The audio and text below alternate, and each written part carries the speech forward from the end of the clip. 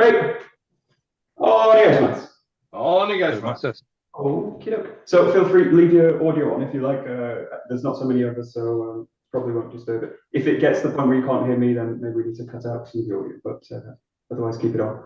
We'll start where we kind of normally start, which will be like shoulder width apart with the feet, and just find a nice rhythmic kind of bounce movement. So first things, just kind of run through a kind of check of the body, maybe just check in with the joints of the body, some major joints like knees, hips, shoulders, and the neck. Just check in a little bit with the body. If you've got any kind of recurring injuries or chronic injuries, just notice them. Maybe it's a knee, maybe it's a shoulder. Just use the bounce, it's kind of rhythmic. So you've got two aspects of the movement. There's kind of the raising up and there's the sinking down to the ground. So you could also kind of emphasize those maybe with like a longer draw up and then a drop down. And just looking for a nice, clear, continuous, fluid motion. Great. Good, perfect. Great. Then notice things like weight, maybe the weight of the head, weight of the arms.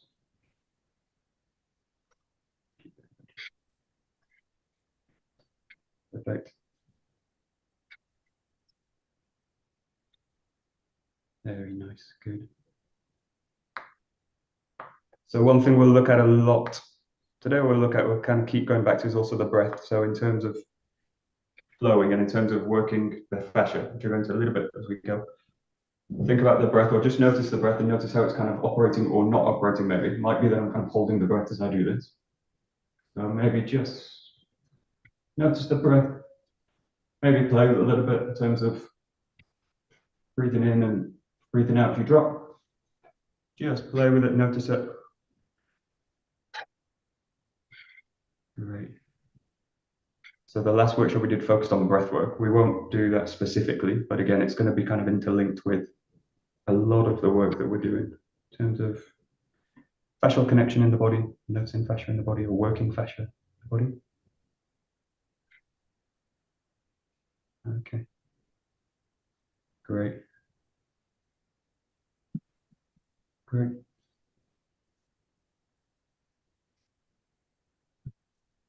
So fascia's kind of become a little bit of a buzzword, especially in the kind of movement culture kind of stuff and martial arts. And you always get a kind of trend kind of coming in, and fascia's kind of one of those. And lots of people think about fascia and basically it's the answer to everything. It's not.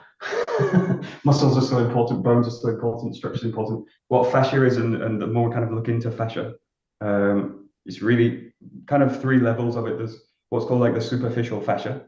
This will be really like the skin layer, the surface layer, and this runs like a kind of like a wetsuit around the body. If you imagine like a neoprene wetsuit, covers the whole body.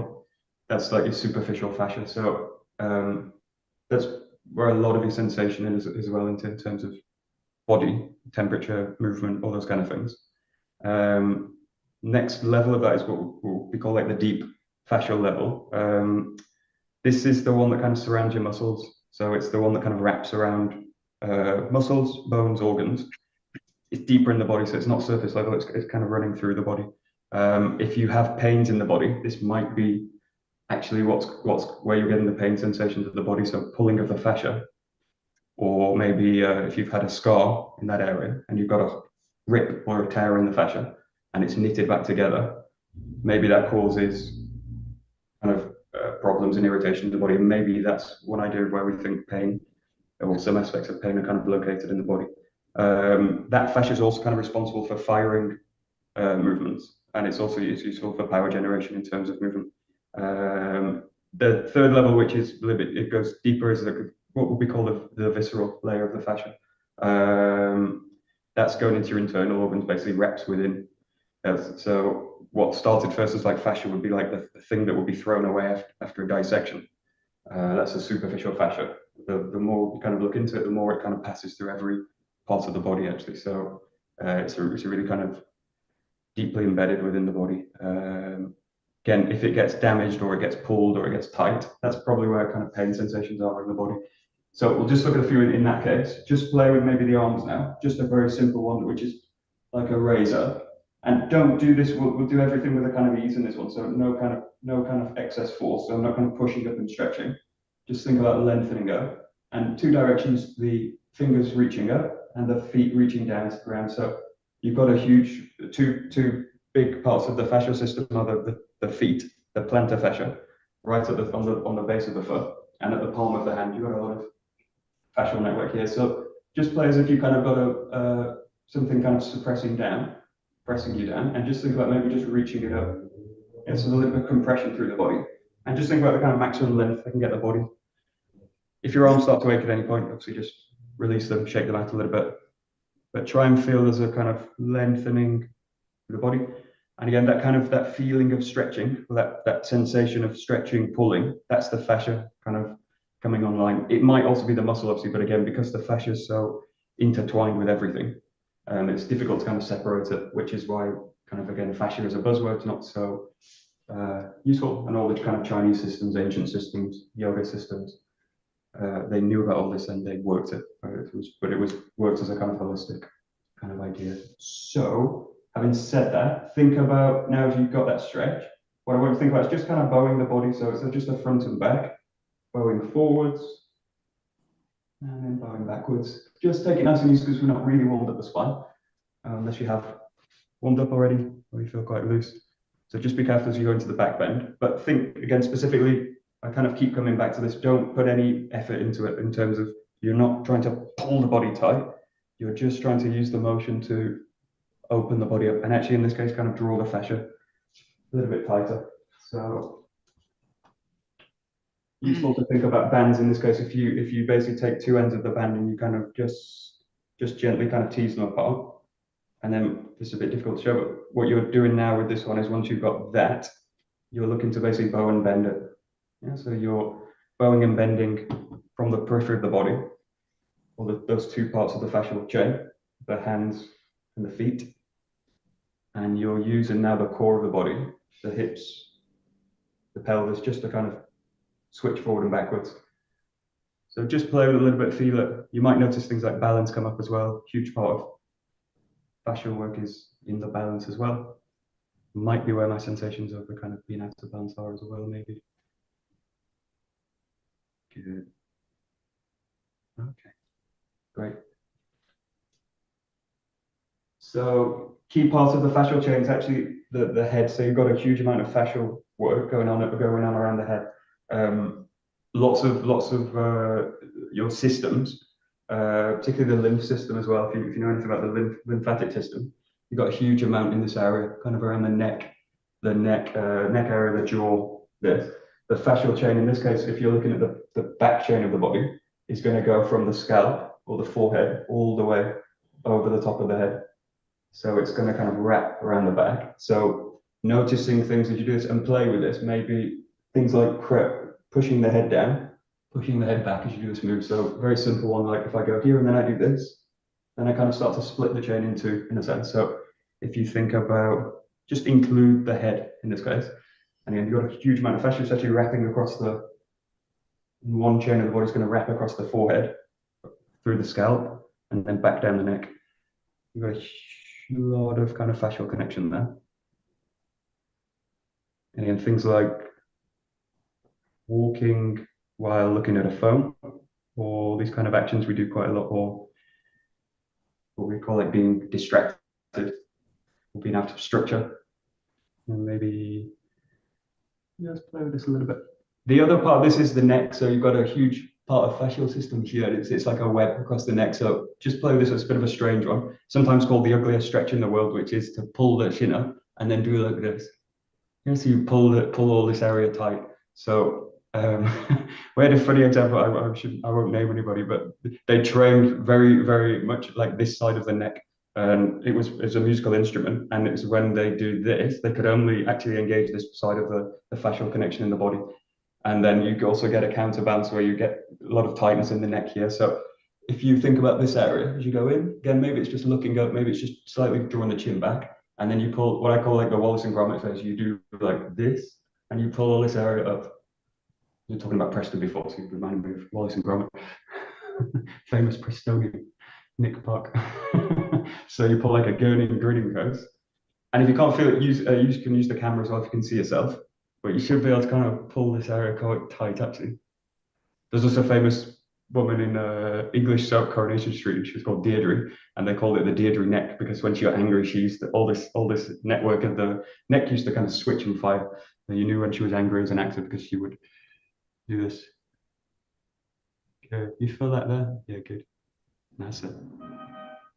Right. You can just notice that area. Notice it's tight. And it's just to engage it and then release it. And when you release it, notice that it's still kind of engaged. You've got obviously a huge amount of musculature here, very strong muscles.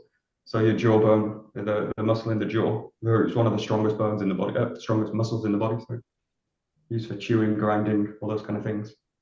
And connecting into the neck, yes, sternocleidomastoid, yeah, very strong muscles in the neck.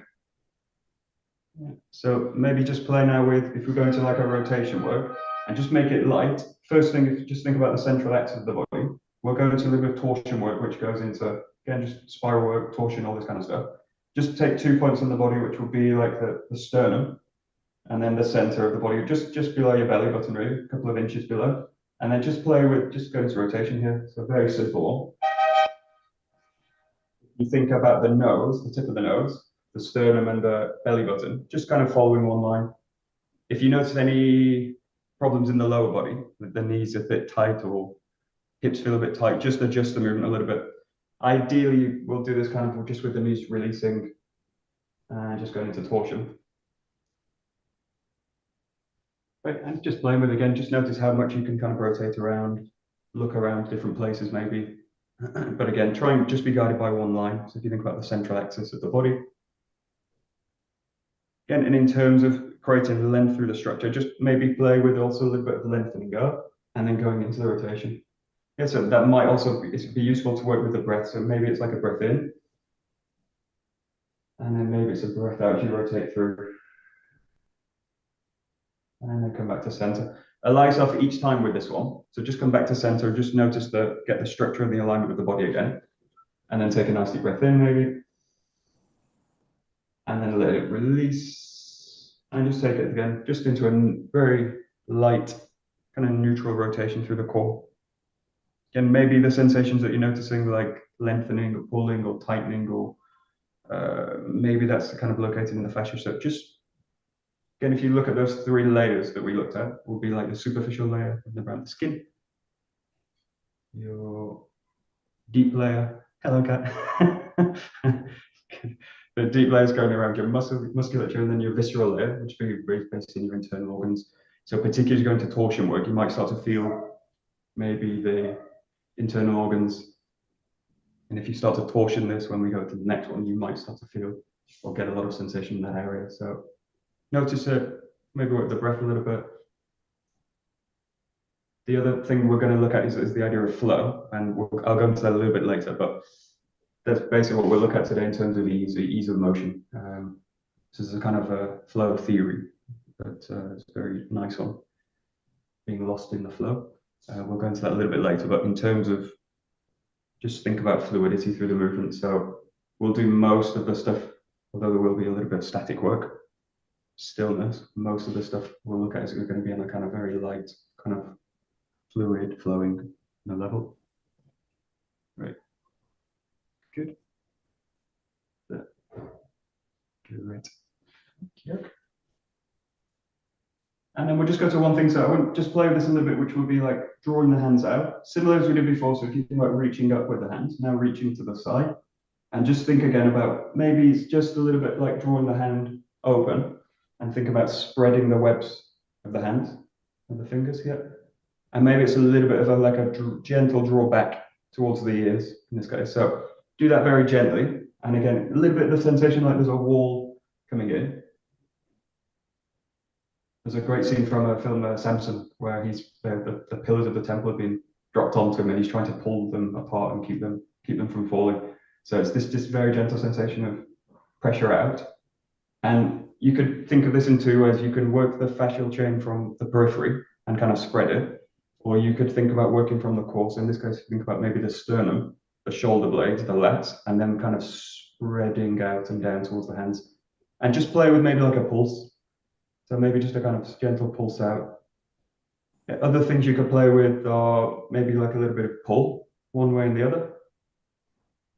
But just feel that kind of gentle tensioning across the arm. Again, if the arms get a little bit tired, a little bit heavy, you know, a bit of pain sensation anywhere, just kind of drop out of it. Don't torture yourself with this one. There was a really funny meme that was there was a guy on a rack on an old torture device, and it was saying there must be a point of the rack where it was actually pleasant in terms of being stretched out with the body, and then obviously later unpleasant. So you want to go to just to the pleasant part of it, just where it feels like the stretch is actually good, feels good, and obviously there's a part where I feel like I'm stretched out and it's starting to go towards kind of splitting, and then the body starts to break up, and then again it's where kind of injuries occur and those kind of things. Difficult to do on your own, but possible. There's this idea in martial arts you're learning to control the body to actually to the point where it can break itself.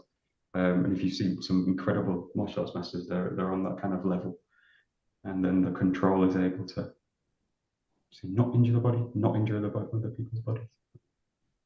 Okay, good.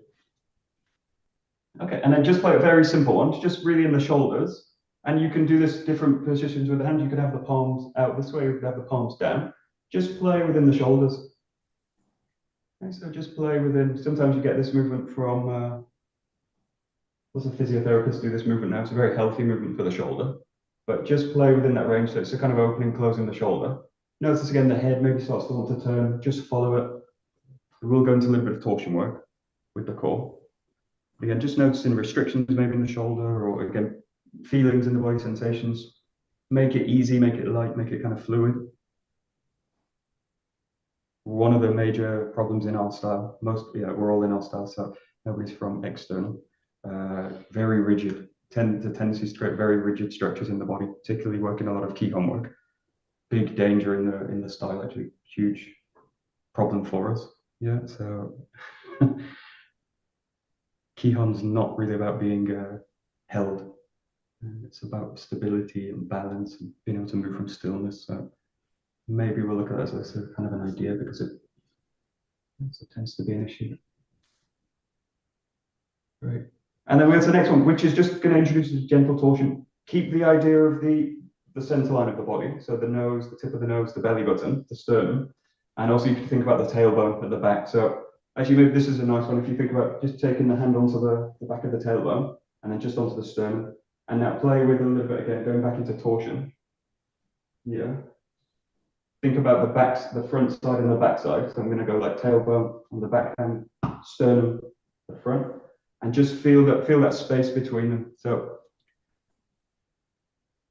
tricky one in terms of sensation. You don't feel the size of your body in terms of thing. You have an image of the body in terms of size, and this is where a lot of people have like the feeling that they're small, or that they're big, or that they're bigger than they are. Dogs have this a lot because they're bigger than they think they are, or they're smaller than they think they are. So just notice the kind of space between the two hands. Try and feel it as much as you can, and try and feel it as much as you can, and just kind of start to work within it. Now, gently, with this, start to just change the position of the head. So you're going to start to now take it into torsion. So I'm going to maybe look one way, and I'm going to torsion the body the other way. And so maybe it means looking over the shoulder, and just notice you might start to get clicks in the neck, clicks in the back. I'm getting a little bit of clicks. Notice them maybe it's just a releasing through the spine. If it's painful, don't go there.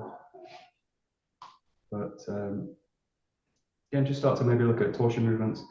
And martial arts is full of these kind of motions. There's lots of times when we're being usually put into these motions, particularly if you think about the kemi work. Right. And as you're doing it, just use the space. So if you're outside, maybe looking at the trees around the space. And if you're inside, just checking objects in the space. So start to allow the head maybe to start to dip, start to look up. And again, noticing maybe key areas again, like the neck area. Again, just kind of lightly tensioning it maybe, or maybe actively tensioning it and pulling it out of structure. Notice what's kind of within structure and without and out of structure in this case. And if you think about, again, trying to activate the fascial chains of the body lightly, just gently kind of teasing the lines of the body. Great. Very nice. Yeah, great. And yeah, maybe it's just a very simple thing like looking around the room, checking different objects. Okay, great. And just keep the hands in that area, you can kind of free them, but start to work the legs now. So big oxygen chain in the body is in the legs. Just play a different position. So maybe it's like a cross movement here, or maybe it's like a wide lunge kind of movement here. Just to explore a little bit and just basically just to wake up the legs a little bit. So maybe it means kind of kneeling in. Yeah, keep the work of the head going. If you want to kind of go back a little bit in the progression, would be that the tip of the nose and the center line of the body are basically going to go into the same direction. So that would make it easy this way. And then if you think about making it a little bit more complex, it will be going into that rotation and then torsioning through the spine. And if you think about a lot of, again, a lot of movements that we make, particularly in terms of ukemi work, you're going to be kind of placed into these positions. And my ability to kind of protect the body and manipulate my own structure to be able to compensate for kind of pressures in the body. And it's going to be on the kind of level or where I'll feel it, probably, or most of the sensation is going to be in the kind of fascial network. So again, noticing maybe things like stiffness or lightness or heaviness or irritation maybe. And try and go to one where it just feels easy. So the movement should feel like easy in and easy out. Yeah, kind of clicking in the body, just notice it maybe. Knees tend to click, shoulders tend to click, necks click. Might just be there a bit compressed and the movement's going to just start to maybe open. Notice as you're doing it again, coming back to the breath, maybe just gently work with the breath. So maybe it means breath in and then entering the rotation with the breath out. You could do lots of different breath patterns. I won't do any specific ones probably today, but again, just notice it. And it's a huge part of it. If you think about the diaphragm connecting into the lungs, this is why you can't just separate fascia out and say, let's do fascial work. And you can't also separate breath work out and say, let's just do breath work. They're so intertwined, and the diaphragm see a huge part of the fascial network as well, connecting to your hip flexors and your rib cage and your lungs, all this kind of area, the torso.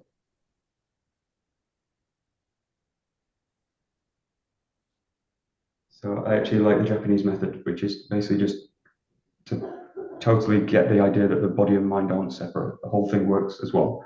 So you actually don't often see breathwork taught separately, not generally, and you wouldn't see generally things like fascial training being done separately. They're done within they're put into the movements itself. They're part of the exercise. But sometimes again, you sort of pluck things out and isolate them and work on them. Great, very good.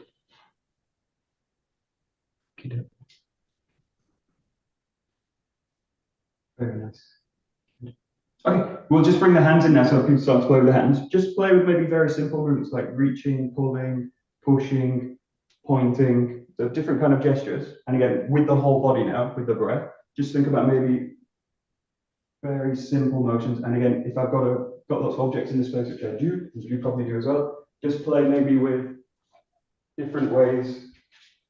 Think about turning the PlayStation on, think about flicking the light switch. And again, do it with a sense of ease. So notice my normal pattern maybe is very out of balance. I'm very kind of unconscious, just doing the movement. Obviously, what most of our patterns are, but just play now with maybe reaching. So reaching, pulling, dragging, pushing, drawing. And again, use the whole body as you do it. So just feel where the body goes. I want to teach any really specific movements in this case.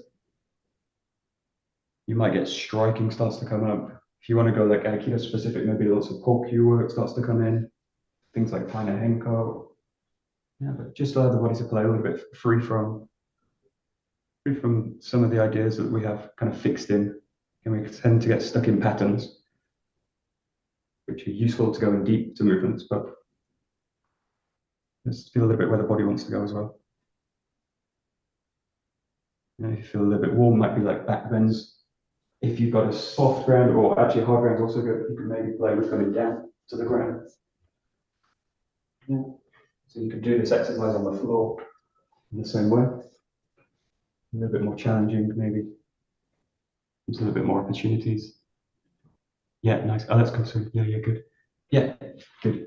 Okay, we'll fall through. Play with this one. Also play with like just one leg. So maybe just one leg's on the ground and then kind of reaching out.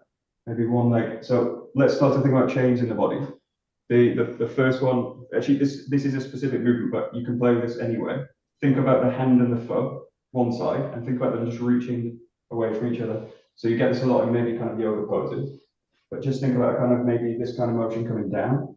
And then once you've got that, just play with maybe, could go to the side and back, could go out this way, but just play with maybe one side of the body, hand and foot, moving together. And then when you get kind of bored of that, go to the other side. So just think about them moving together. Few ways you can think about this. You could think about there being like a string attached to the hand, and it's going to kind of move the foot. Or you could think about an elastic connection that's kind of splitting and spreading. So they can obviously move together, and they can split and separate. So just kind of play with those ideas. And obviously things like balance start to come up. Notice the breath again. Maybe I'm holding the breath as I'm doing it. Tends to be the case when I'm kind of balancing and start to hold the breath. Not really useful generally. So just play within that range of motion again. And if you go to kind of sensations, try and put, if you think about putting like 80–90% of the attention in the one side of the body. So if I think about the right side of the body, and I'm going to kind of not blank out the left side, but I'm going to put all my attention really to the right side and try and really get a sense of where the limbs are in space, basically proprioception skills. Where is the foot in space, particularly when you can't see it, okay, when it's behind me. And then if I can feel where the foot is in space, can I feel the direction of the toes? Can I feel the direction of the knee? And can I do it maybe with my eyes half shut, closed? So again, just challenging, very simple movements, but challenge the body a little bit if you find it's very simple. And maybe it means kind of again going to the ground a little bit. The classic one with this would be like the sumo step would be like the raise up and the arm out and then landing the weight. So there's lots of movements that this relates to, specific movements. Good. That's it, Kim. Yeah, nice. Yeah, good. That's it. You could think a little bit like also like a marionette. So like there's somebody above with a string and they're kind of pulling up. So you could maybe take the motivation for the movement outside of the body. Might be tricky as an idea. So, but just play maybe in that area. Yeah, good. Yeah, I just really noticed the joint. So if we're looking, we'll go a little bit more into the flow kind of things, but just look at the joint system. Well, since I had one idea, which is why you get a lot of pinning work in Aikido and a lot of its wrist and joint locks, was that there's kind of sediment in the wrists and the joint system. And all the joint blocks are there to kind of release sediment in the body to make the joints fluid and flexible. And that's why a lot of emphasis is put on ukemi in Aikido, not on just the doing role. So just notice maybe the joint system. Let's go like specifically then, if we follow that idea, if you think about kind of Nikkyo shapes or like Kotegaeshi shapes, or the shapes that you were going to maybe with like Shihonei, where the joint system's actually being kind of pulled tight. Notice that, okay, a very simple one if you want to go to would be like this movement or this movement. Yeah, so just very, very easily to pull the tension into the body, the joint. Notice that and notice what tends to get kind of locked up. You might tend to get the fingers start to get locked, and you might start to get the wrist and the elbow, and then the shoulder gets pulled out. So feel that it's tight, and then maybe look for a little bit of space in the joint. And if the shoulder's a little bit more free, maybe I can take a little bit more in the finger. And if the elbow's free, maybe again, I can kind of stretch it open a little bit more. Don't force anything with this one. Again, just go to kind of easy motion. But notice that if I'm adding tension into the joint, it's going to work against me, particularly in terms of taking a kemi work. It's going to really restrict the joint system and basically lock me up. Now, in terms of the nage roll, that would be ideal because if the person's locking themselves up, I don't need to do anything else. But if I've got an uke or a partner who's free in the joint system, they're much trickier to deal with. So working with someone that does a lot of flexibility work, mobility work, yoga, tend to be tricky people to work with. They've got their own problems, but just maybe play with that. And you could also go into like the gauge sheet, same thing. So once the wrist kind of locks, does it then start to transfer up the shoulder and the elbow and lock out the body? Or can I kind of take that and then still feel a little bit of freedom in the joint? And that where the freedom is where I'm able to move down. So maybe play with a little bit of ikkyo, a little bit of nikkyo also is one. This one, bit of kind of travel around, just using the wrist as a focal point. We tend to do these very statically, so like sitting in seisan, dung, dung, dung, dung, and you kind of miss the point in the sense of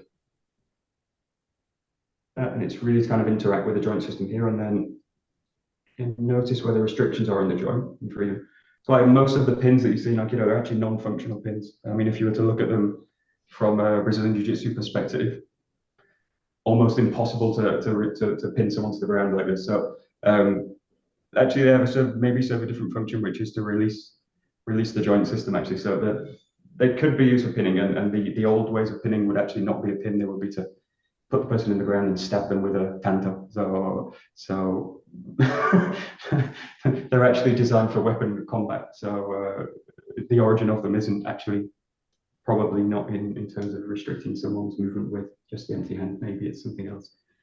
Having said that, maybe just play last one we'll do here. Just play with again. If you go to the arm and you think about maybe more movements like ikkyo, and maybe things like shihonai, or things like where the arm starts to come around the back. Now, this is the easiest one to feel where it locks up, particularly if you've got restrictions in the shoulder, in the joint. Notice that, and then again, notice where the joint's actually free. So if you look a lot of the advanced work that we've got in Aikido, Kaishiwaza reversing techniques, then all of these are kind of unlockable if I can kind of free the joint system up. Now, if I'm taking Gukemi in a way which is soft, and I'm using the body in a soft way, in a light way, there's lots of space through the joint system, even when someone's actively trying to lock my joint system up. So again, just notice that ikkyo is an easy one because it's not really locking the joint, it's just kind of drawing you out of balance here. But again, notice where there's space in the joint. And here, my freedom there is going to be where there's space in the joint and I can move through it. So maybe just play with it. And again, you could maybe imagine somebody manipulating the body. Obviously, this would be better done with a partner, or it would be easier done with a partner, so. But doing it on yourself, it's actually what you do anyway when you take it. We talk about taking Gukemi. It's an active role. You're actually doing the movement. I'm not relying on the other person to kind of throw me in terms of like being a victim in the technique. So do actually do it yourself when you do the training. And if you are doing it yourself, you're actually maybe in a bit more of a freer position actually. Then you could think about ikkyo. Shihonage is a good one. Very good lock of the body, very effective if it's done well. But again, just maybe exploring the shoulders a little bit. Being stretched out, being open, but again, looking for space within the joint system. Perfect. And if this particularly comes up, if you go back to the idea of maybe like torsion through the spine and maybe being turned this way. So ideally, generally, if I'm looking at a technique, that's going to be very much in alignment. So the action of the body and the head and this kind of work is going to be kind of one thing. If you think about receiving a technique where you're being split out, it might be that the torsion of the body is kind of causing this to happen. So again, noticing it as you do it and maybe work within that as an idea. So sometimes working with the body together and sometimes working with it being kind of torsioned and split away. Now, the work is actually in the torsion being split away because that's where I need to basically work, because when my joint system is being restricted, then I need to find freedom within it, and that's where the real kind of essence of Ukemi work is. So, and in terms of making a flexible, fluid body without restrictions, that's where it's really going to be trained actually. So tricky to work solo, but if you can kind of access it as an idea, really useful. If you ever kind of struggle with this, well, I struggle with this a lot sometimes, so I would use things like resistance bands and maybe just play with, again, actively kind of doing things. Or you could play with actually with a resistance band strapped to the wall, or you could play with any kind of thing, but anything that's going to give me feedback. We'll look at obviously with weapons and things, which you can do the same thing, but work with anything where can you get a little bit of feedback in terms of movement. And we'll do a couple of exercises with that with other tools as well. So there's ways you can work this on your own. You could also play with like Catherine's got the punch bag, so I could play like working with the punch bag and just maybe taking a bit of weight in it and then allowing the bag to fall, and then what happens to the body. So there's lots of ways you can do this without a need for a partner. It's actually a really fun aspect of solo training. If you've not got any of those, you could also use your belt that you wear all the time, and then you could play with again different kind of stretching movements.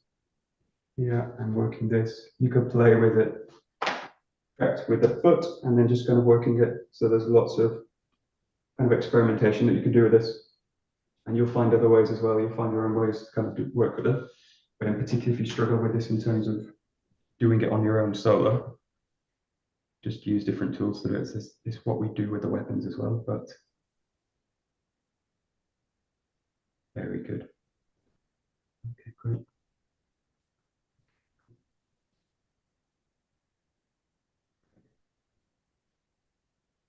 Yeah, good. Great. Okay, good. Okay. We're going to take a short 5-minute break, and then we'll just continue a little bit more. So we will just bow out here. So, great. Domo arigato gozaimasu. Domo, arigatou gozaimasu.